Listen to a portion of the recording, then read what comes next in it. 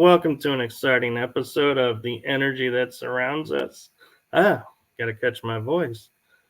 My name is Michael. I'm your host, and we are doing a special episode. This is my first pre-recorded episode for all of you who are going to be watching this on December 5th. This is pre-recorded, so in the chat room, don't feel like we're ignoring you. We're not there to see you. And the reason we are doing a pre-recorded show is because my guest tonight is in the UK, and there's no way I could actually ask her to get up at 3 a.m. to do a live show. That is just asking too much of this wonderful person. And with that, I give you Deborah Lilith Hatswell. Hi, Michael. Thank you so much for inviting me on. It's an absolute pleasure. Well, I'm glad you could come on, and I'm glad we could make this work. And I'm sure everyone is aware of who you are, but for those who are watching in the States who maybe not, can you give a little background to who you are? Yeah, my name's Deborah Hatswell, and I live in the northwest of England, in the UK. I'm a parapsychologist and an investigator. I investigate cases of the strange and the unexplained. I never had an interest in the subject. I didn't come to it because I wanted to be a paranormal, investigator. None of that. That wasn't the plan.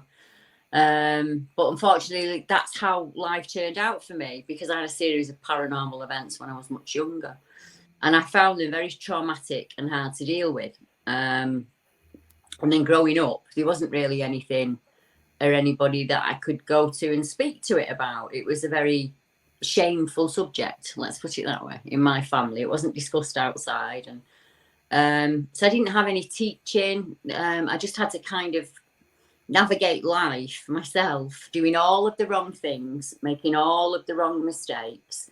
And like I say, I think I was 15 when I had an event that changed everything for me, and that was 40 years ago.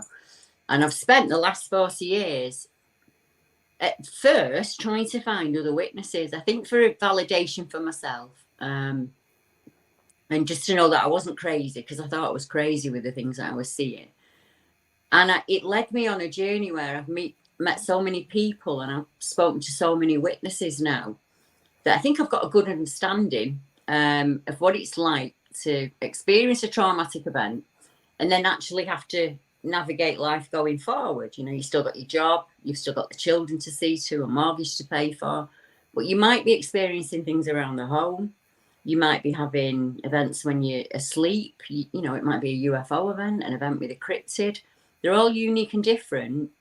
But one of my skill sets is I'm not one for sending a team in. So I've made those mistakes before, where we have a small haunting event that's going on in a house. You send a paranormal team in, they open a whole load of nonsense and they leave. And that leaves the family in a much worse position. So what I try and do is get them to work with the investigators, but they do really what I call a shutting down ceremony. So we give them the tools to empower them to be able to really set some really intent boundaries. And that's what you should do with any kind of activity, regardless of what it is. And they just need a bit of help and guidance. So that's what I do. And then when they're through that and they're on the other side of it and another case comes in, I'll then ask them if they can help with that case. So it's kind of a pay it forward kind of system that we have. That's incredible. And so I'm curious, with you saying that you got into parapsychology, was that something that you grew up and was like started getting interested in, or is it because of the paranormal? Yeah, because of the events in my life, to be honest. When I was about, I think my first memory of something paranormal or supernatural was in my room at night. So I actually remember being in my cot. I was probably about 2 or something like that. And in England back then, we lived in what we call it's a tiny little house. It has 2 rooms downstairs and 2 rooms upstairs. There's no toilet in it, a bathroom. They're outside in the yard. So I would see things in my room, in the corner of my room, and they used to terrify me, like shadow beings and things like that. And I'd tell my parents what was going on, and they'd say like I was dreaming or I was just being dramatic or being naughty, to the extent where they actually took me to sleep clinic to see if they could cure me of all of this. But mum and dad saw spirit. Gran and granddad saw spirit on both sides of my family. I come from a long line of people who see spirit, but they were incredibly ashamed of it. For some reason, you need to be ashamed if you're Irish in the UK. And B, if you're a medium of any sort, it really is looked down on, and it was for most of my life. So the parapsychology came in. I had to treat myself. I couldn't go to a doctor. I couldn't go to anybody and say, look, I've seen this thing, and it's absolutely terrified me. I was 15. It was the daytime. So paranormal stuff is not supposed to happen in the daytime, not when it's sunny. I was at school, and I didn't go in the afternoon with my friend. We both decided we were going to play hooky, as you Americans say. It's only about 1:30 in the day, Michael. It wasn't late at night or anything like that. And there's an old abandoned mansion, like an Edwardian mansion, and it's built on an old plague field. So not the best area, but I don't know that at the time. I knew this with hindsight. And there's an energy ley line that runs right through the middle of the building. And I realised later on that probably had some play in what happened to me that day. I was with my friend. My friend was on this side of me, and we were laid down, laughing and talking, and it was a really nice day. And as I turned, I noticed a movement in the greenery and the trees, and this thing just leant out at me, only from about here up. And it kind of went like this, and it was this. I don't know. It was a man and an ape pushed together. For me, he's always been the man ape. For the girl who was me, he's the gorilla man.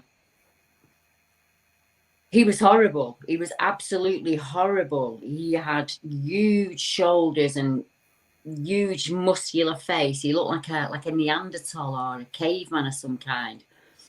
Like normal lips like mine, but obviously much bigger. And no canine teeth or anything like that. Just ordinary human teeth and like almost human eyes. But we kind of locked eyes with each other for a split second. And I acted without, it's not a conscious thought, but I pushed my friend down to the floor so she couldn't get up. And that's how terrified I was. And I got up and I ran in the opposite direction. And when I looked back, he just leant back into the greenery and he was gone. He wasn't there anymore. He was completely gone.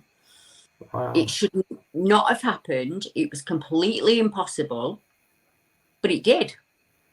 And not in that moment, because I don't really have much of a memory. Till I just ran and ran and ran and ran. And I remember coming to at what you would call a freeway. So like the highway, the motorway, and worrying about having to cross it. And that was probably my first realistic thought that I'd had since the event. Went home, told mum and dad, no interest whatsoever. They said it's probably a homeless man or something. It wasn't a man in a suit. It wasn't somebody dressed up trying to play a trick on two girls that were there that day. Back then, I thought it was flesh. Yeah, I thought it was like flesh and blood, like a chimp or an ape. So I thought, right, it'll be a circus. There'll be a circus in town. An ape will have escaped. I've seen it in the park, and that's it. I'll explain it all the way. Never ever did. I saw his face again though, in America. Sykesville monster case from the 1980s. So similar time of mine was 82, and a number of witnesses had seen this creature in Sykesville, and the police officer had got them to do a sketch, like an artist sketch, a rendition. And I'm working on a case for a witness, and I'm going through Google trying to find some photos for her to pick out, and I see the Sykesville monster. And I was right back there, Michael. I was crying. Couldn't catch my breath. I threw the laptop on the floor. It was almost like I was back at the event. That's how frightened I was. Now, what I didn't tell you was the in-between years, I'd grown up fishing outside, sleeping outside. We were very countryside, nature people. The second my dad finished work, we piled it all into the van and we went out and we slept wherever. I couldn't do that again after being 15. I got married, had 2 children, couldn't take them into the woods, couldn't camp with them, couldn't do any of that. And my husband just said to me that day, right, Debbie, you've got a decision to make. you either put this away forever because it's cutting corners off your life. You're that frightened of this thing that you're doing nothing. Or do what you normally do, just run at it. And I thought, he's right. The only way I'm going to stop being... I thought he was behind every tree, Michael. So I thought, he's out there looking for me to come and get me because I've seen him.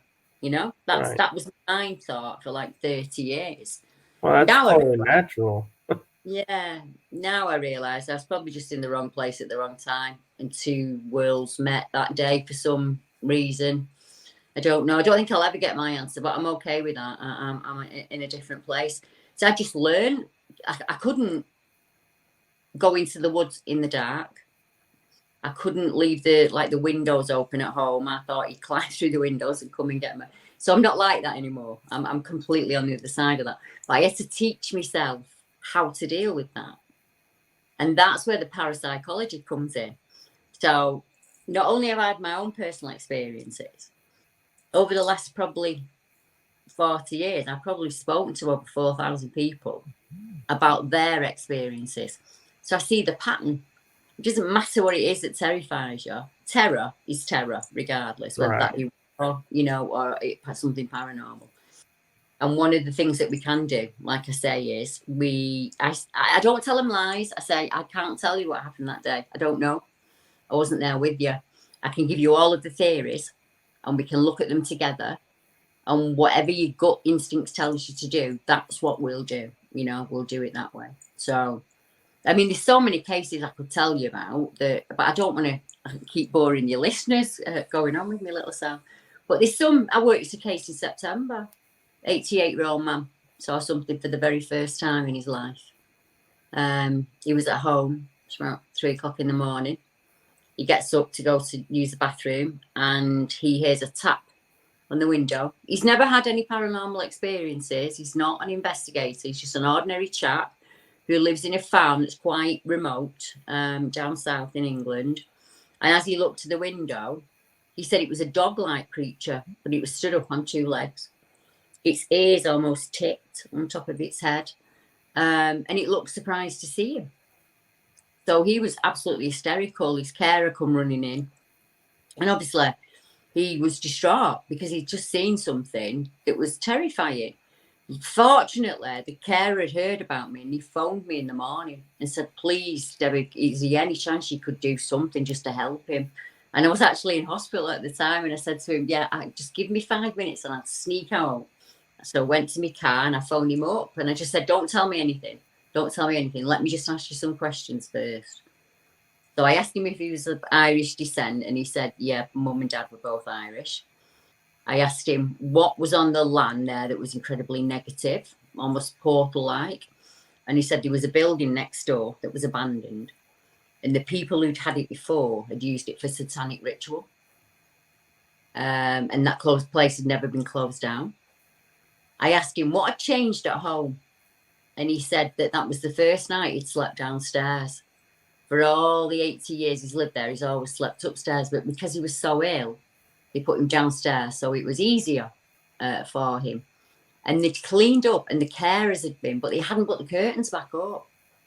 So the first time in decades, that living room's lit up right, with a man in the bed. And then I asked him if he'd been thinking about death at all. And he said, yeah, I have, Deb. I'm 88. I'm at the winter of my life. So I've been and arranged my funeral. And I'm looking back on things, worrying really that maybe some things I've done in life might stop me going to heaven. So he was frightened. He'd made some decisions in his life that he thought would affect his death, you know. And then I asked him and he said, how did you know all these things? So I just said, I've seen it so many times in other cases.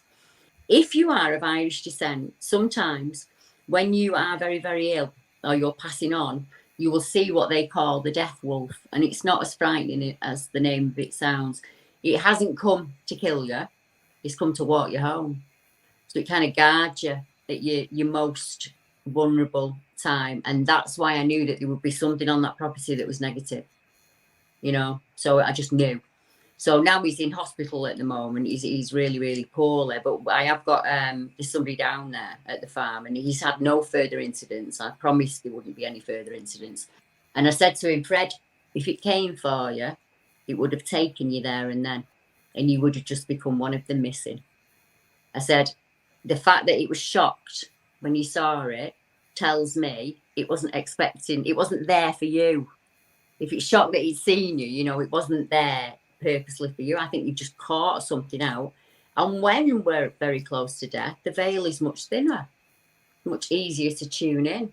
So I just assured him that anything he decided were bad deeds, as long as he was genuinely sorry for them, then that was enough.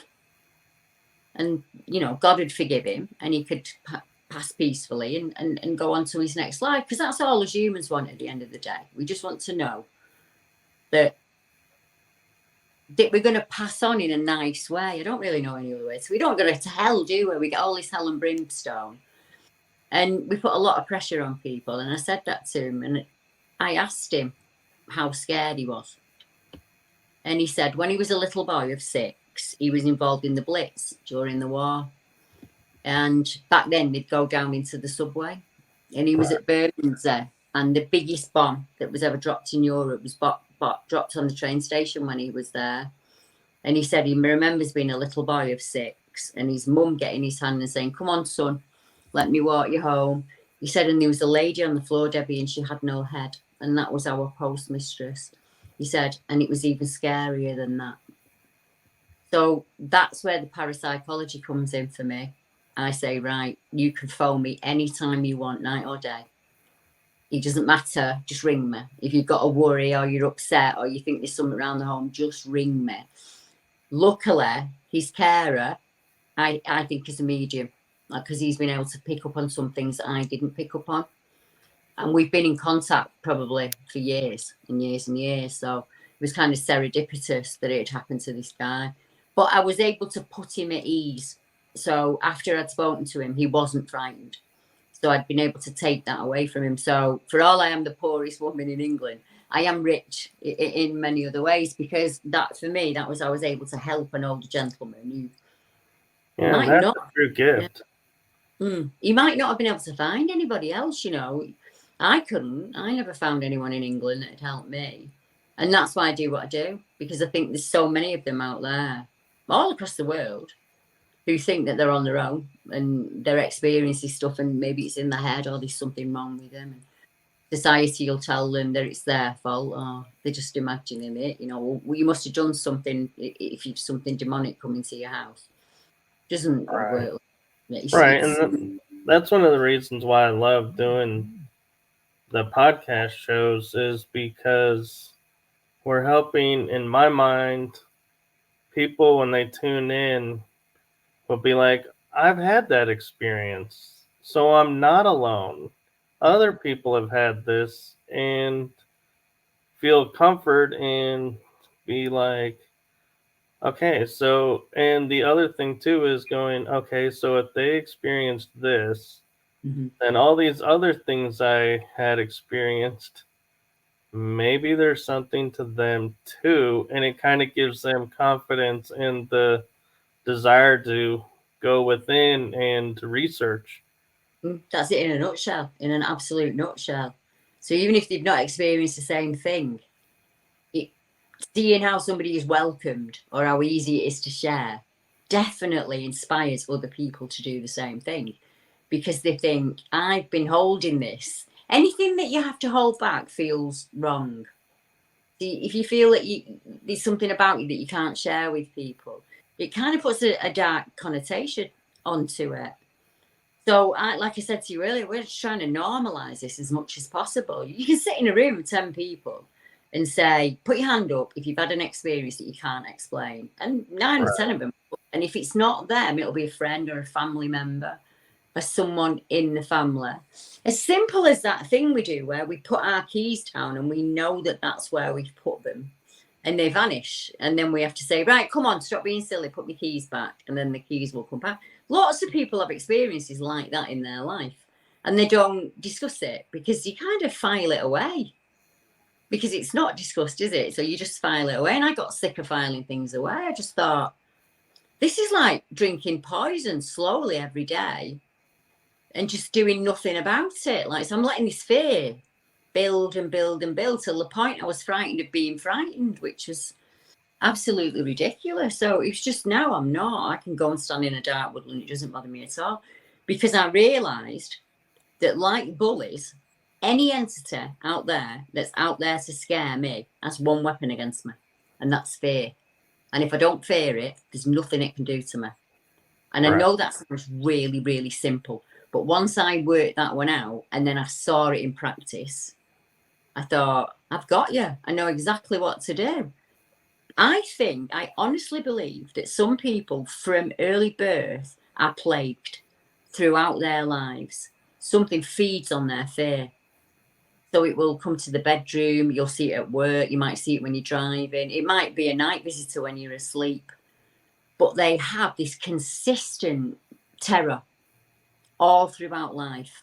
And if I can teach them to not be scared of it in any way, we've already won a battle, because they're discussing it with me, you know? So it's out there, and like anything, once you start talking about it, it's really, really helpful.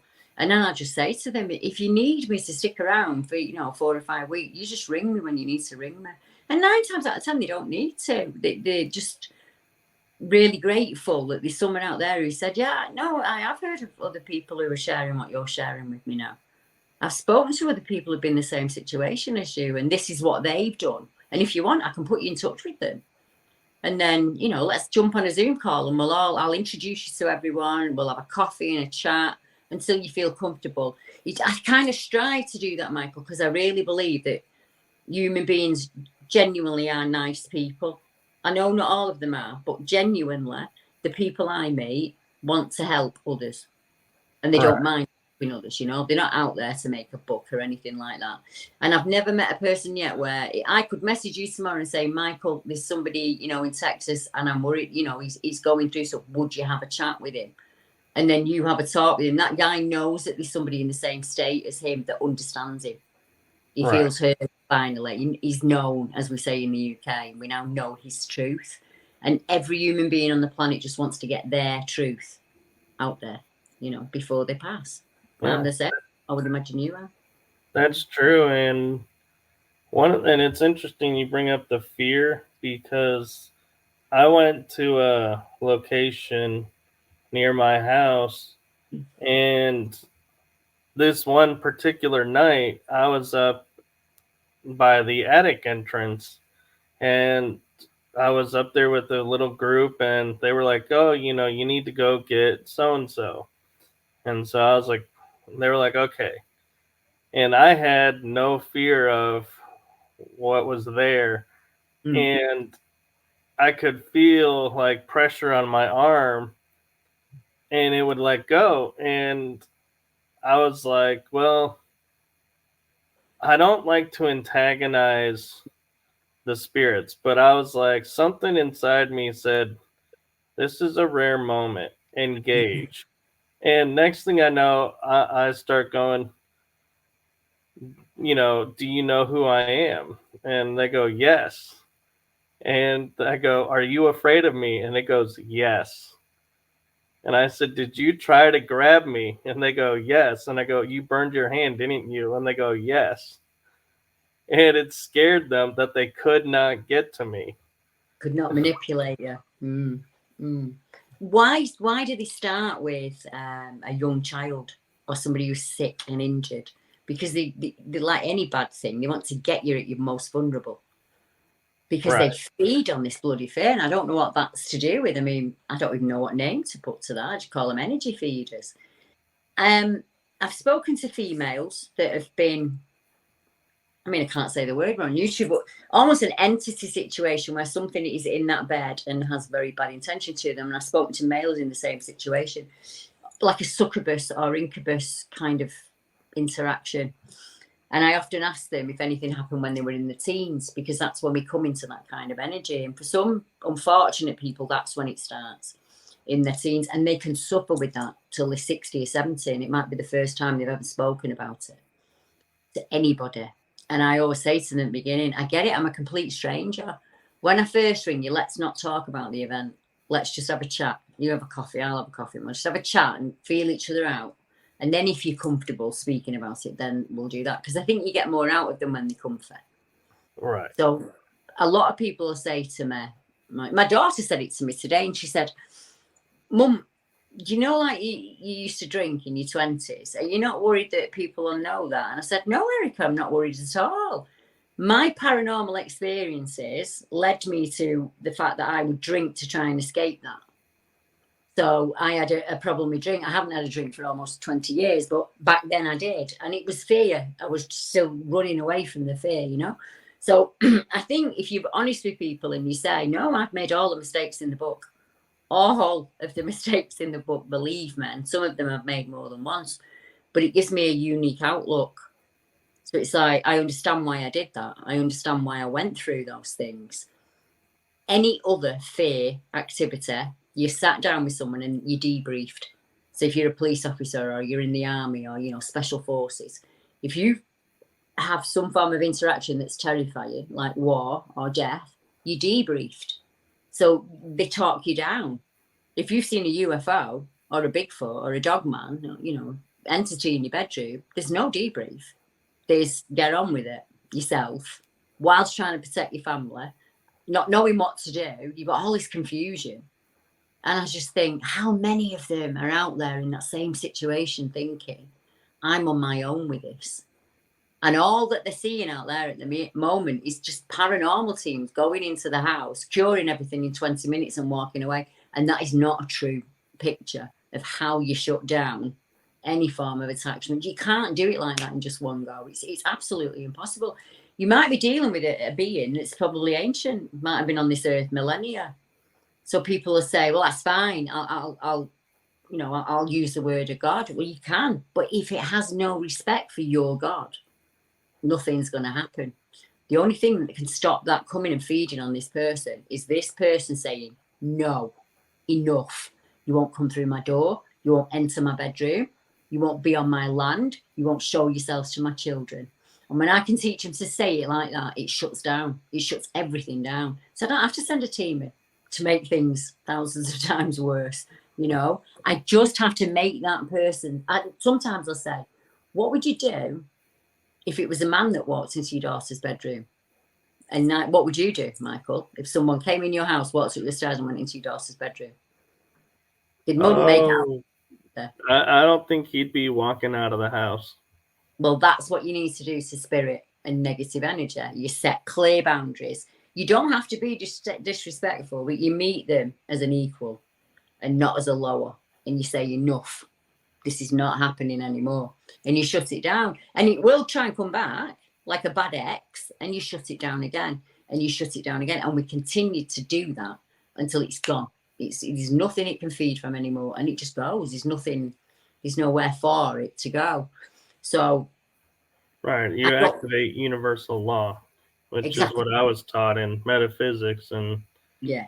And the key to it is you have to stand in the power of yourself, nobody else, and own the words and believe the words and use the commanding voice with it. And that's the key, because a lot of people will say, well, I did that, but then a couple of days later, I was talking to a friend about it and it came back. I said, because you invited it back when you talked about it. When you let it go and release it, you cannot talk about it, because that's like an invitation back. We're all energy at source, whether we're humans or we're beings. And when you feed that energy, it grows. So if you give it what it wants, which is attention, like a naughty child, it grows, you know. In the same with your guide, when you meet the positive guide, the more you trust them, the more your abilities grow, because you believe that you have these abilities, you know. And I think every human being has them at varying degrees. And society shuts that down. As soon as you start seeing something as a child, you're told it's an imaginary friend, or you're just daydreaming, or, you know, so you eventually, by the time you're 7, you don't discuss it with anyone, and it kind of pales off for most folk. But then they shut down for life. So you don't want that either, because each of us, every single one of us on this earth is here for a reason.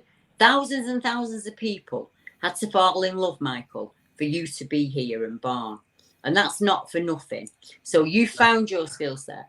Your skill set is talking to people like me and being a paranormal investigator, and you use your ability for good. If you were a different man and it was about ego and kudos, it would all go very negative. You would be getting negative attachments because that's what you want. But I don't know if you have, but I've worked with people who have these attachments and I've told them how to get rid of it, but they're quite happy having it. No, he's been with me since I was 21 and I asked for him in a moment of anger, and I think there's nothing I can do here. There's nothing I can do because you want that relationship with it. I don't get that. Have you ever worked a case like that where they're quite happy to, almost like it's entertaining? I do know of some people who have like guides that they call attachments, and they're friendly and they help them. And so I'm like, that's one thing. But I said, but don't blindly let them take control of you and dictate your world. As long as it's symbiotic, that's fine. I have no problems with that. But and then I'll have people that'll say, oh, when I was young, this happened, and ever since then I felt this. And I was like, did you ever want to let that go? And they're like, well, but it keeps me safe. And I'm like, is it though? Or is it keeping you from doing things? And that's the trick you have to get their mind to wrap around, is to go, yeah, is it holding me back or is it actually helping? And if it's holding back, then it's time to let it go. And sometimes it's easy for people to let it go and it release because it's like, hey, food source no longer here, moving on. Or if it's like, well, you're kind of wishy-washy, so I think I'm going to hang around because I might still be able to get some more out of you. And they're going to be like, well, it didn't work. It's like, well, because you didn't really put your backbone into it. Yeah, that's it. You'd be amazed what people ask me. They ask me to put curses on people. They ask me to, could you do this and could you do that? And I say, yeah, I probably could, but I'm not going to. Because anything that I put out there like that's going to come back to me. And whether you believe in the rule of three or not, whatever you put out there will come back. So it's okay to gift people. So you can gift them and say, I give you the gift of inner sight so that you can see yourself how other people see you. So I tend to kind of do it that way. So if it's an awful person and they're bullying somebody else, I'll just gift them all of their deeds to come back to them. So a gift and a curse are two very different things. But if they don't believe in that, it won't happen. It doesn't work. You've got to be a belief there at the beginning that this can happen, So you're actually nicer about it than I am, saying 3, because I'll say, just be careful what you put out there thought-wise, because your thoughts can come back 10 to 100-fold back to you. So if you're sitting there saying, I want so-and-so to break their hand, you may be getting a lot more coming your way than a broken hand. And they're like, oh, I didn't think about that. I'm like, yeah, you might want to think about that before you start wishing harm or illness on someone. Exactly that. We're not supposed to do that, are we, as humans, are we? We're supposed to be our best selves if we can be.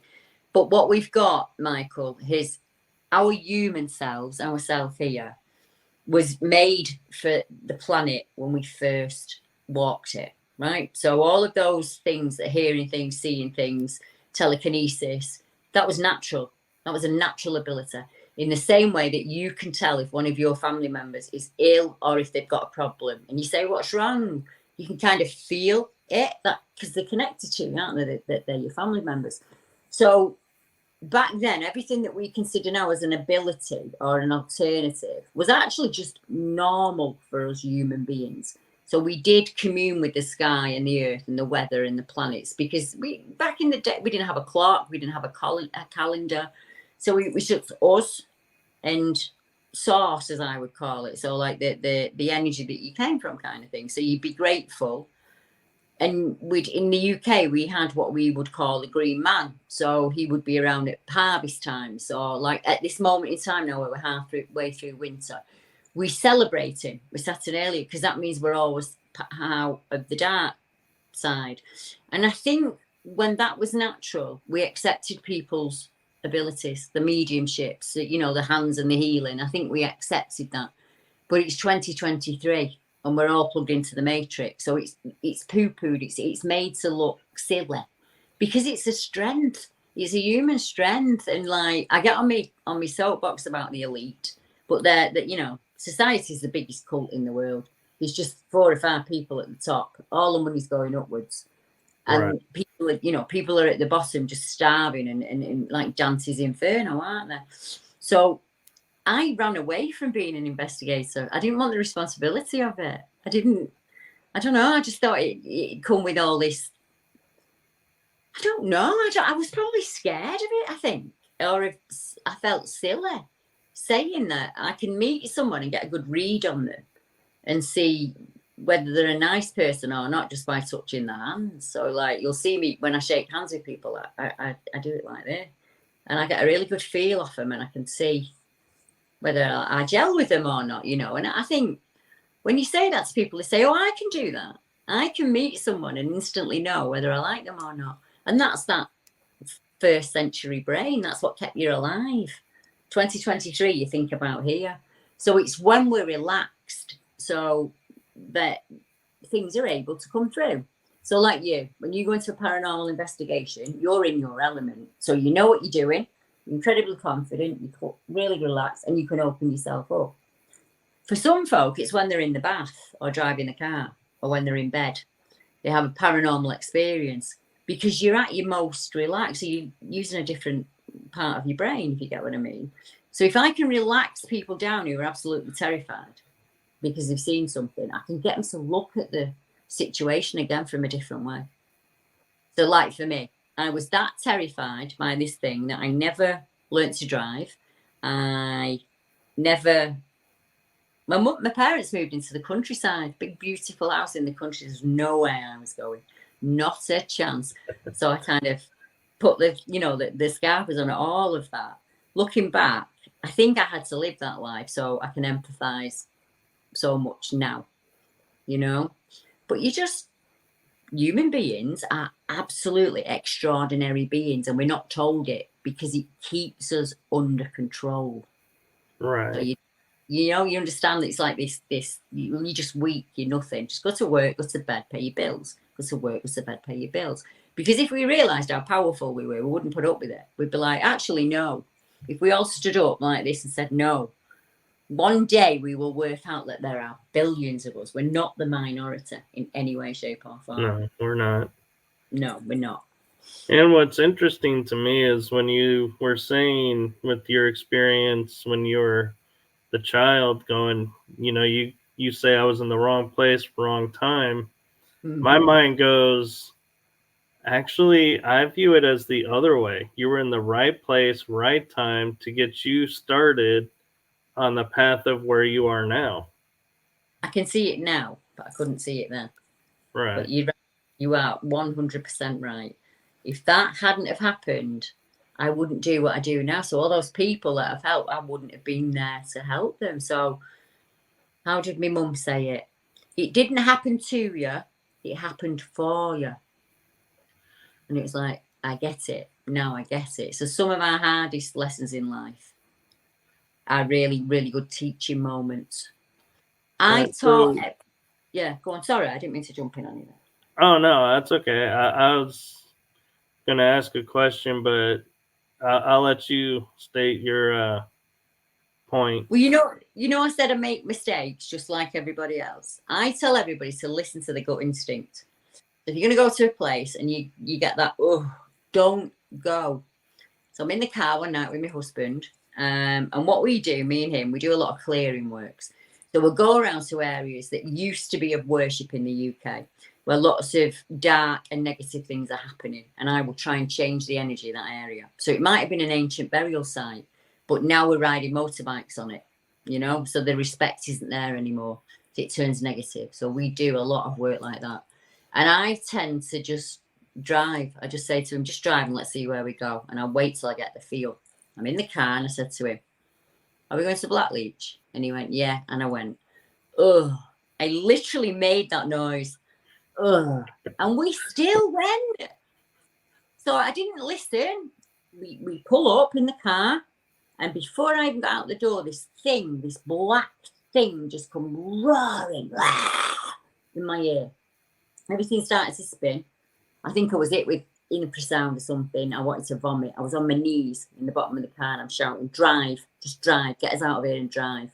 And Mark's like, come on, Deborah, do what you do. And I'm saying, I can't. It's too strong. You've got to get us out of here. You've got to get out of here. He's going to kill us. And I could see it in my mind's eye, chasing us in the car all the way home. And it didn't lift. So like normally I do my protection and it lifts and it wouldn't. I couldn't get it to lift. So like for 2 days I had this constant vertigo. And he just kept roaring at me. He was so angry at me. And one of my friends went and looked up the area where we were. And she said to me, Debbie, you drove onto a graveyard on Halloween. On Halloween night, you drove the car onto an old graveyard. And I was like, oh my goodness. And I went back and I said, I was sorry. I went back that night and I said, I am sorry. I intruded on your time and I didn't mean to do that. And I have learnt my lesson. And I will always trust my gut from now on. But I just said to my husband, I tell people all the time, but I didn't take my own advice. But that's the only time, Michael, I haven't been able to get it away from me. It sounds like you came across a guardian. I think that's exactly, I was just going to say that. I think I intruded into, I think if I'd have met him in different circumstances, he wouldn't have been as enraged with me as he was. But I just stumbled into something stillily, didn't listen to the warning and expected everything to be fine, you know. And I don't think he would have listed if I hadn't gone back and said sorry. I think he was just going to keep going at me until I learned that it isn't okay to do that. You know, it's just not okay. I should have researched where I was going before I went, and I didn't. And I do now. I always do now. I know. So one thing I'm curious about is you brought up some of the cryptids that you've come across. Do you look into cryptids because of your own natural curiosity or experiences, or does it come from casework and you're like, you know, this sounds really interesting. Let me learn more about this. I never had an interest. Never. I don't know how to describe myself growing up. I was very outdoorsy. I like to ride a horse. I like to be out with my dad fishing and didn't spend a lot of time doing TV and things like that. And honestly, back then in England, we only had 3 TV channels. So I don't think many Americans realise that. In 1982, there was 3 TV channels. That was it in the UK. And in the 70s, they used to go off at 11 o'clock at night. So it wasn't all night TV. So there wasn't a whole lot of that about. There'd be some American programs and my dad had watched them. But as a kid, I was probably out every available moment. I had to be outside the house. I was outside the house. So I didn't have an interest in it. And when I saw that thing at 15, I didn't know what it was. So the only thing I could look for then was like a caveman or something. And I told you, I jumped on the CB radio and I started speaking to people. I'm quite lucky. I live in one of the highest points in the UK. And we have a huge radio transmitter quite close to home. So I'd go up there on the CB radio and I'd speak to truckers and eventually long wave radio and short range radio. And I speak to Americans and they tell me about Bigfoot sightings and Sasquatch. So they say to me, what did it look like? And I'd say, well, it looked like an ape. And it was all hair covered. And it had like really muscular jaw and like its headpiece here was really muscular. Sounds like Bigfoot. So, but Bigfoot's a 10 foot tall and he's not 10 foot tall. But I didn't realise then that cryptids are different in different areas. And so like you might see an American giant in the northwest of America, it might be 9-10 feet. But down in, say, Kansas or Ohio, I always can't pronounce that, it might just be maybe 6 foot. You know, the skunk man's only about 6 foot in Florida. So I realised that it was different. So I believe what I saw back then was a cryptid. But I don't know what he was, whether he was flesh and blood, dimensional, I don't know. So I predominantly studied Bigfoot, Sasquatch, cryptids all across the world. I did that for about 20 years. So that's my main area of expertise. All of my paranormal work was done not online. That's private. That's only something I've started letting people see in the last 4 or 5 years, because I did it separately. And in the UK, it's just really hard to come out and be a witness to a creature anyway. So there's nothing people can say to me that would offend me. They can call me a liar. It doesn't matter. I'm over that now. I'm over all of that. But yeah, so it's never an interest. I started doing the research looking for answers. So in the same way that someone had witnessed a spirit and then end up eventually being a paranormal investigator, because the only way I think I could understand it was to look at all aspects of it rather than hiding from it. It got bigger and bigger. So when I started studying it, I realised I was good at it. It was something I was good at. It was a skill set. So I started mapping cryptid reports all across the country. And then as cases had come in from like America or Russia or Europe, I'd map them as well. And then I started looking into anything else that was in the area. So say it happened in Birmingham, I'd look at around that area and see if there was any paranormal reports or UFO reports, because I'm a great believer in activity tends to happen in certain areas of the world where the energy is different, like the ley lines and things like that. And in the UK, lots of our cryptid reports are on those ley lines. Even like Dogmen reports, there always seem to be around burial ancient sites. So that was really my area of expertise. But most of the paranormal work I did in private, because I do a lot of clearances, or I do a lot of attachment work where I take things off people. So they don't want to be public. They don't want me to talk about it on YouTube. But that's changed. That's changed massively. And next week, I'm opening a new YouTube channel with a TV firm, because finally, for the first time, people are happy to sit down like this, me and you, and speak about what's happened to them. So I've set up a number of witnesses going forward who are just going to sit down on camera with me and tell me what happened to them. And then we're going to ask if there's anybody else out there that's had the same experience. And I'm hoping that that's going to take off. I think that'll be quite interesting for people. And just do as many different subjects as I can, because I'm still learning. So, and I think I'll always be still learning, because each case brings in something new. You know, so there are cases that I don't understand, and I have to give them to other investigators, because I don't know how to do them. And I'll say, this is not something I feel comfortable in. So let's go to somebody else. Let's find somebody else who I think can help me. That's how I met Andy Coates, because he'd had experiences of his own early on. He had a real interest in the subject. He wanted to know why. And he was quite happy when I said to him, Andy, is there any chance you could speak to this lad? He's a working class lad like you. And he'd say, yeah, not a problem, Deb. And I've kind of set up that reputation now in the UK, where people know that they can trust me. And you don't have to share your experience on publicly. You can speak to me and I won't tell anyone, you know, if that's what you... I like to put the control in their hands. So if they'd just rather just have a private phone call, then I do that. But now, more and more people are like, no, it's fine, Deb. Just put me on. I don't mind. Just film me. It's time. I think the need for answers eventually takes over the fear. So you can kind of put, especially when you get to our age, because I think there are 3 times in a human's life when our energy jumps up. So when you're like, for girls, it's like 13, 14. For boys, it's a bit older. It's about 15, 16, when they mature.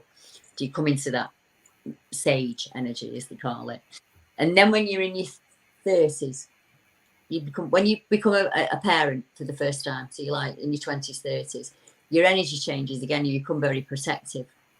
And what we don't realise is sometimes energy can pick up around them. And when you get to my age, I'm 56 now, I'm the age of the crone.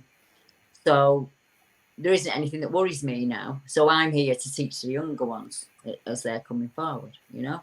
And I think, why didn't I learn that at school?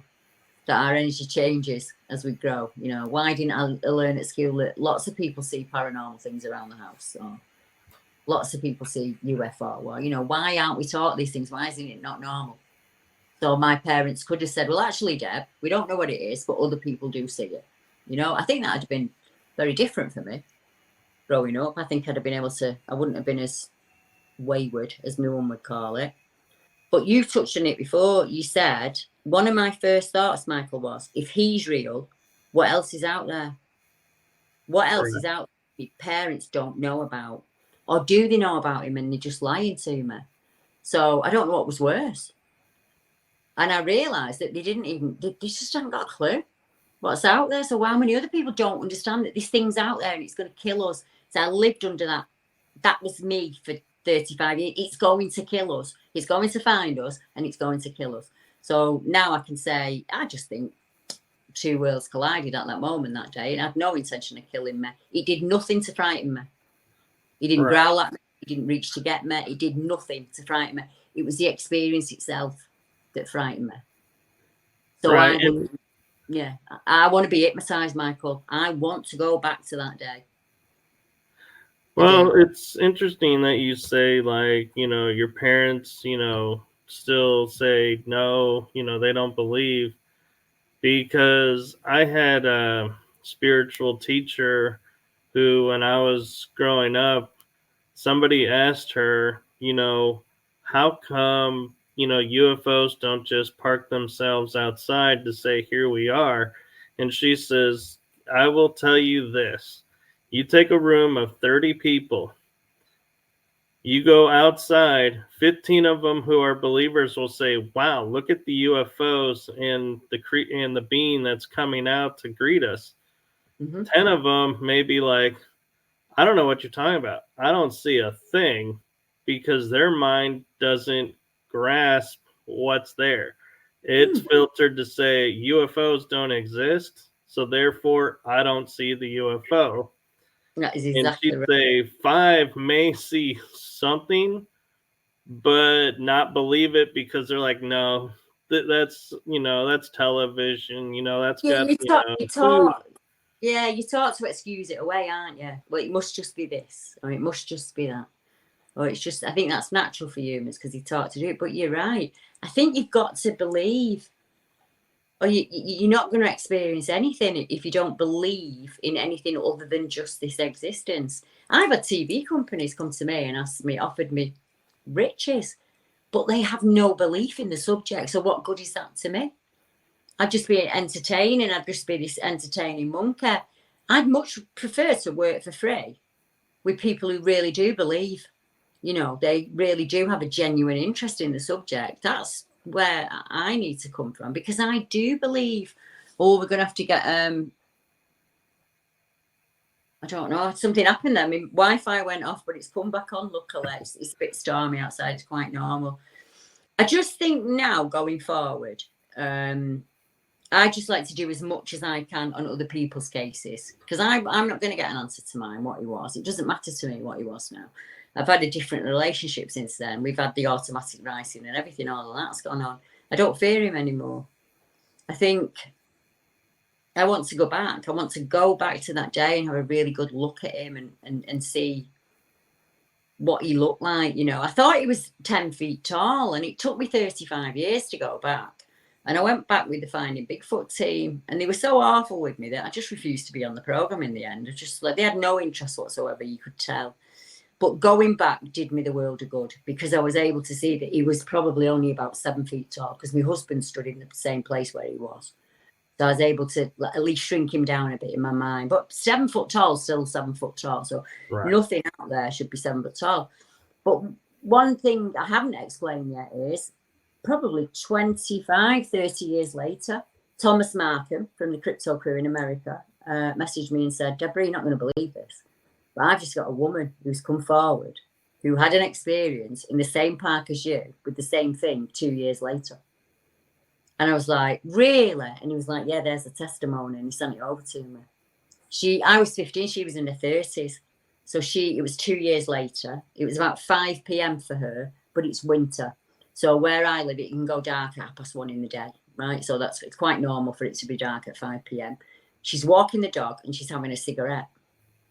And as she's having a cigarette, she looks, and there's this thing stood there, same place where I saw it, but she saw all of him. She said, at first I thought, he's got nothing on his feet. And when I looked, I could see his male area, and I realised he had no clothes on whatsoever. So she's processing this thought in a millisecond. you know, as she's seen it. And she said he was completely covered in hair. He looked like a chimp and a man pushed together. He had a kind of a pot belly and a bit of a hunched back to him. A flat nose like a boxer, and that's definitely what I saw, and like human lips. So she saw exactly the same thing as me. So I just went public with it in the UK and just said, if there's anyone else out there, well, I found a man in the 1950s who works in the same area, was walking to work early one morning and saw a chimpanzee drinking water from from a stream with cupped hands. In the 1970s, a gentleman who used to sell ice creams was finishing work for the night in the dark, and he went to have a quick pee at the side of the golf club, and he saw what he described as a hairy, naked man chasing a fox on the golf course, believe it or not. Then in 2012, we have a gentleman out on a mountain bike trail, and he looks off to his right and sees this gingery looking creature kind of hunched like a gorilla would be on its knuckles. Right. And it looks at him and takes off into the bushes, gone. 2015, we've got a gentleman, same area, with his son walking. They say a grey figure that stands up at the side of where the trees are, and they kind of look at it through the mist across the thing, and it just goes. So the dad goes over to see where it is and realise that it's been stood in a dip. So for him to be able to see it, it would have had to be 7 or 8 feet tall. Then you've got 2 ladies next to the mansion house where I was. One of them's having an anaphylactic shock. They've had to phone the ambulance to come out. She's out there, lay over the car, gasping for air, and this grey thing growls at them out of the bushes. Then, I've not finished it, then we have 4 men playing golf on the golf course who, middle of the daytime, see something, what they think is a thief who's coming for the expensive golf clubs, kind of scooching about in the rough. So they're waiting for these like thieves to come running out, and this creature stands up, and they said it's kind of gesticulating with its hands to them as if to say, go away, go away. And without thinking, they step forward, and as they step forward, they hear a call, like a scream, a cross between a scream and a snarl, come from the left of them.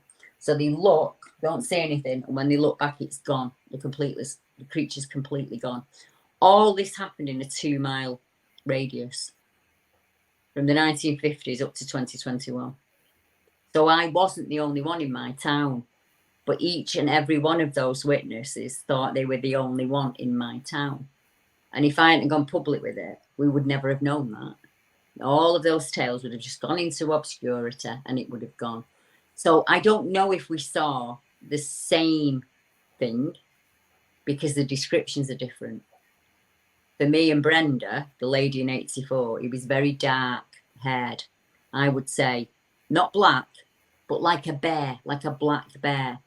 But when the sun hit him, there was a kind of organ, a redness to it, you know, as if it wasn't completely brown. Does that make sense? It does. And I'm noticing time-wise, we're at the hour. I don't know if you need to go or if you have time to answer a few more questions. I've probably got another 10 minutes, and then they'll have to go. My husband's waiting to go to bed. Okay. Well, no, buy some questions. You can always bring me back on. I don't mind.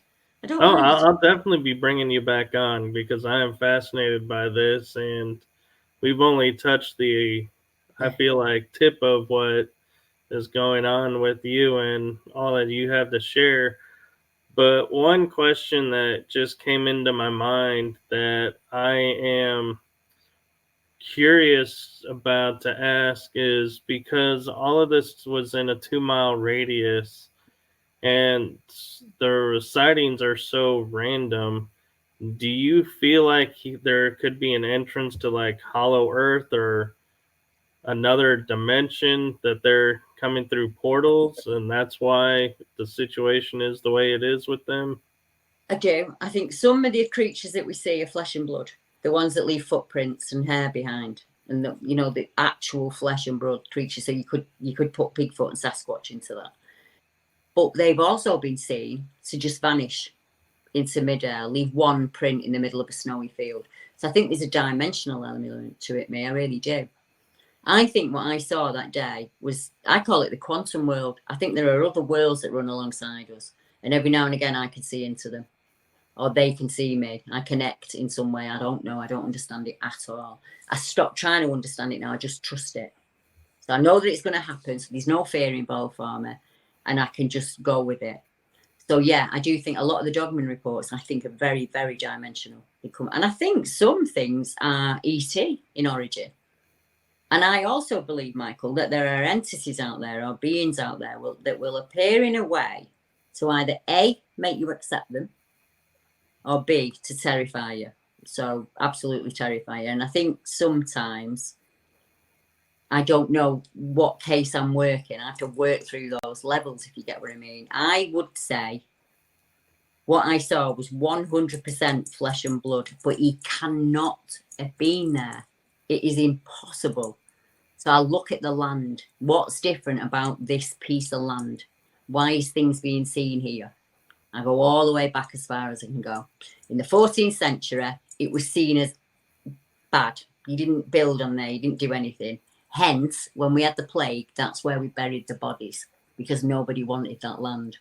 So how many dead bodies are on there is beyond me. And then in like the 15th, 16th century, some man with a lot of money's come along and he's built a big wooden, beautiful, like you'd imagine Henry VIII, black and white Tudor mansion, burnt down in the first year, gone. So then they built the stone one on top. As you walked out the entrance of that home, there was 4 huge stones. One was obsidian, one was limestone, one was some form of like boulder that had come out of a glacier or something like that. And there was one more, and I can't remember what the one more was. But I think there's something on that land that enables this creature, whatever he's called, to come through. So I start looking back on early. There's a very famous alchemist called John Dee. And he's had a lot of serendipity in my life, as John Dee's popped up quite often. And then I find that he's at this home. And him and Edward Keller have scribed with obsidian and asked a hairy demon to come forth. So if they've opened up something, Michael, in the I'm getting messages, sorry. I've got just 1 minute. I've got somebody talking to me. If they've opened a portal or something in that ground in the 15th century and it's never been closed down, and then for all those years people have been walking. Who's Matthew? I've got somebody, just 1 minute. I've got somebody called Matthew speaking to me down here. Just step back a minute. Just step back just a little minute. Right. So Matthew is to do with somebody who's out there listening. He was in a motorbike accident when he passed. And he wants you to know he's happy. He's incredibly happy. Please don't be sad anymore.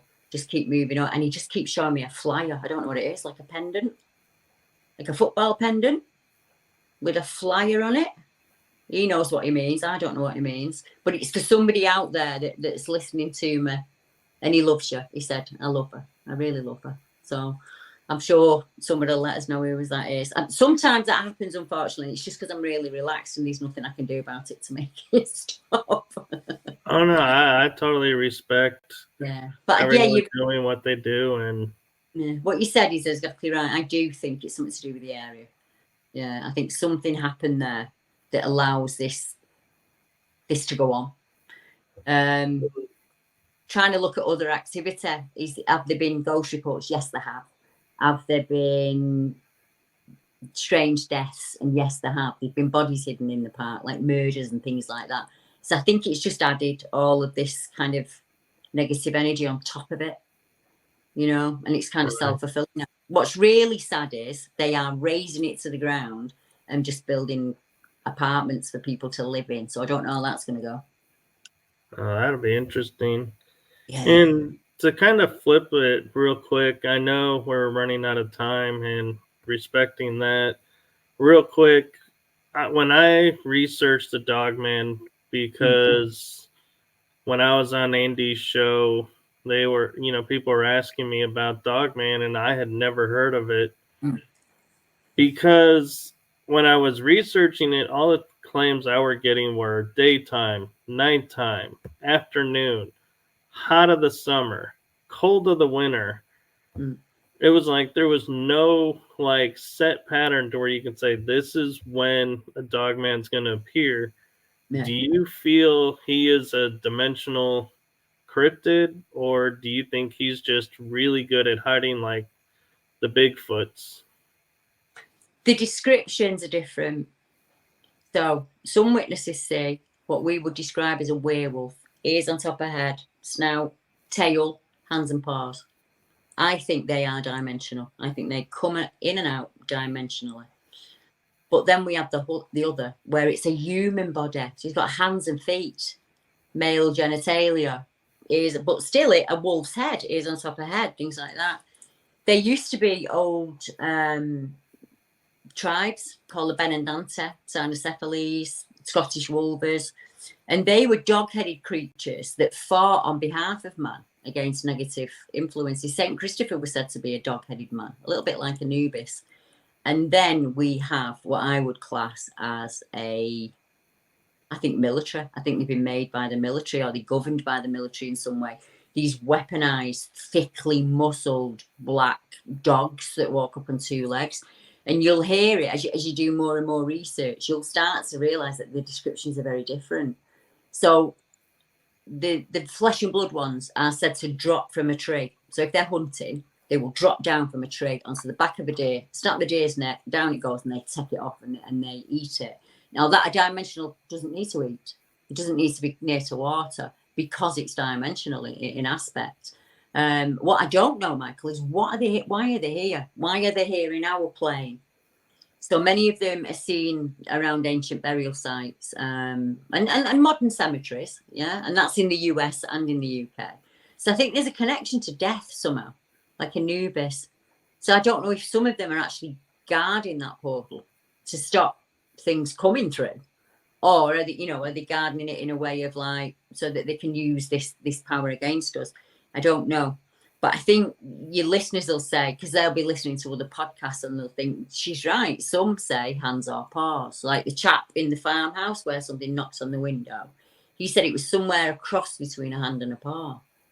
But yet other people have seen them with actual hands. So they're manipulating things and they've got real hands. So they can't all be flesh and blood, can they? Some of them have got to be dimensional. They're coming in from other dimensions.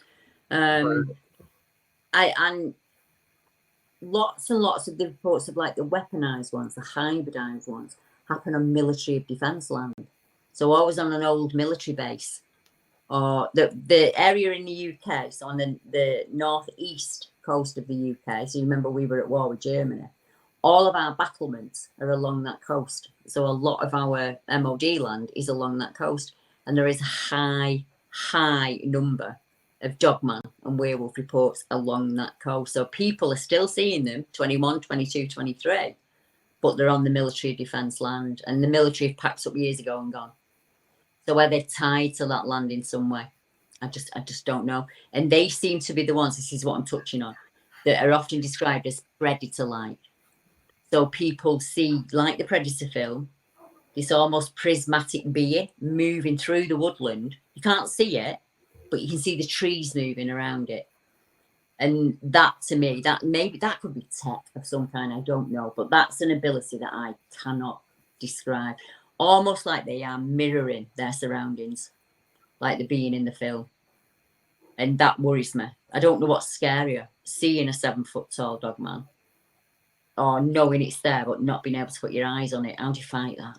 You know, that's a question to end on, isn't it? That is a great question to end on. And before I end it real quick, where can people find you if they want to ask you questions? I've made it really easy, actually. Everything's just under my name. So if you put Deborah Hatswell in YouTube, I'm going to pop up. You just put my email addresses out there. It's just debbiehatswell@gmail.com. But in a moment, when we finish, I'll send you a link that you can put into the description. Or if anybody asks you, you can just send them to the link. It has everything of mine on there in just one handy place. And I'm more than happy to help you. And if I can't help you, I'll stay with you until I can find somebody that can. And they might get in touch because they want to help me. If you're out there and you want to help people in the same way that I do, just hit me up. because I've got hundreds of witnesses all sat waiting to be helped. Awesome. Well, thank you, Deborah, for coming on and taking the ride with me on this episode. And we look forward to having you back on, because I'm sure we're going to have a lot more questions and there's a lot more to talk about. And so thank you. And I hope everyone that when they're watching this in the chat room has a wonderful night, day, or evening, wherever they're at. Next week, join us as we have Vicky Joy Anderson coming on. And so I am going to play our outro to say good night to everyone out there. And so thank you for watching. Night, everyone. You have just listened to The Energy That Surrounds Us with your host, Michael Kopf. Be sure to tune in next week for our next episode.